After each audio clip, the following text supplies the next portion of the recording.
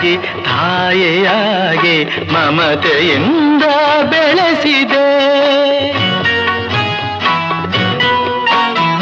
ತಂದೆಯಾಗಿ ತಾಯಿಯಾಗಿ ಮಮತೆಯಿಂದ ಬೆಳೆಸಿದೆ. ಬಿಸಿಲು ಮಳೆಗೆ ನರಳದಂತೆ ನಿನ್ನ ನೆರಳಲಿ ಸಲಹಿದೆ. ಆ ಪ್ರೀತಿಯ ಮನ ಮರೆವುದೇ. ನಿನ್ನ ಕಂಗಳ ಬಿಸಿಯ ಹನಿಗಳು 100 ಕಥೆಯ ಹೇಳಿವೆ. ನಿನ್ನ ಪ್ರೇಮದ ನುಡಿಯ ಕೇಳಿ 100 ನೆನಪು ಮೂಡಿವೆ.